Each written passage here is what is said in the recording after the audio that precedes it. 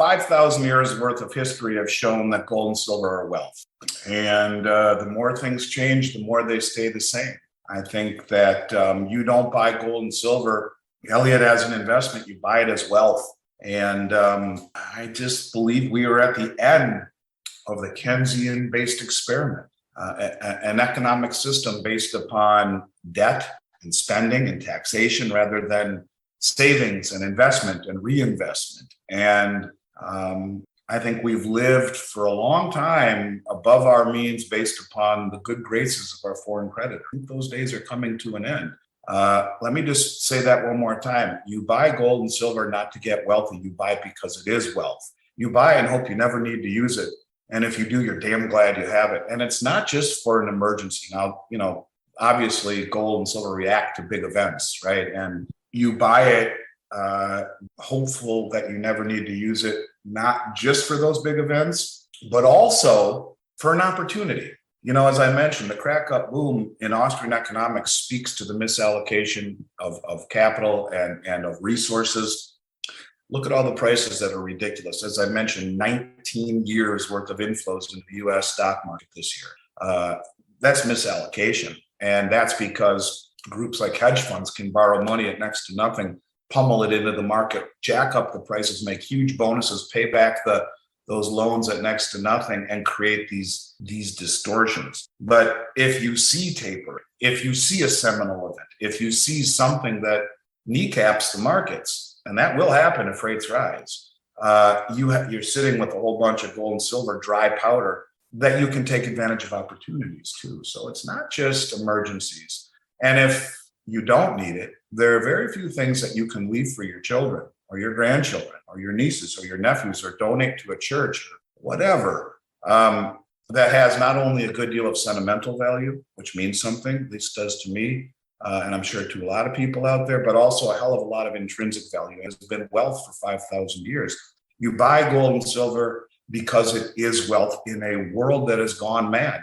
And it's not just financially, as I've talked about, all-time highs in 12 major cities, homicide rates.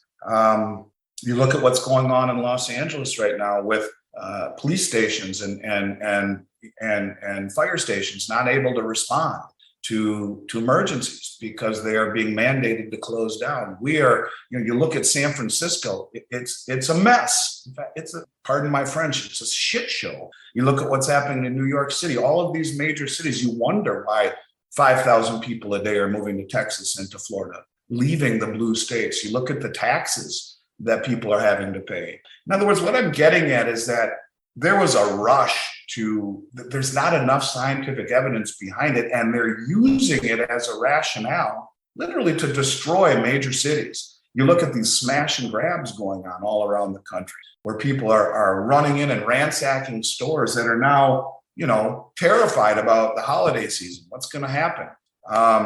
You exacerbate all of this. You didn't think it could happen here in this country, but obviously it can. And so it goes deeper than the cost of oil and what's going to happen with interest rates. It's a whole deeper problem, unlike anything I've ever seen in my 51 years, where you have a problem with the moral fabric of this country.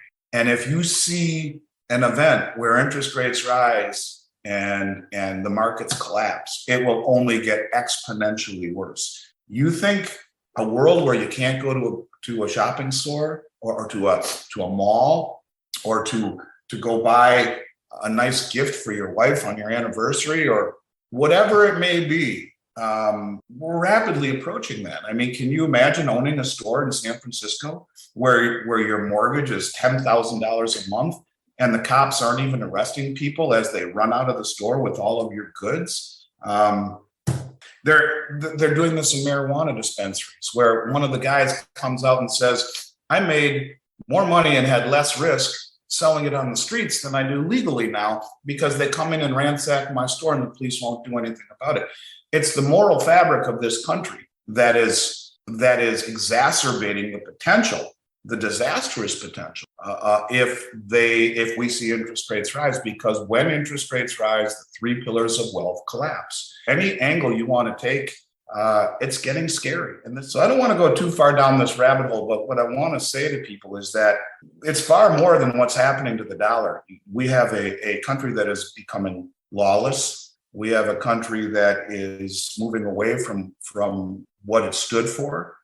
We are having a country that is forcing emergency workers, ambulances, nurses, doctors, firefighters to leave their jobs because of vaccine mandates. These are very, very bad times that will only be exacerbated by the turmoil that will happen as interest rates inevitably rise, but it will not come at the hands of Jerome Powell.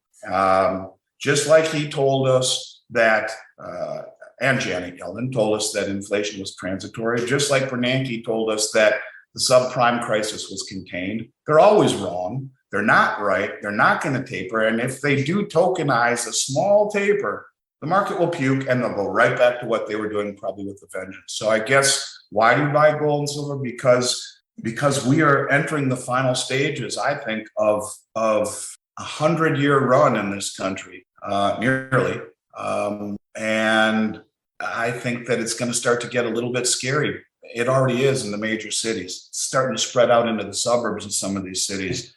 And the last thing that can happen is to see interest rates rise and everything just collapse. So yeah, I don't think it will happen at all. And I think people need to buy precious metals right now as a shelter in one of the only asset classes that isn't at all-time highs, as a shelter for what inevitably is coming down. And I've always felt that precious metals belong in a space that isn't digital. In an analog, in a digital world, I'd rather see people deal with metals in an analog capacity.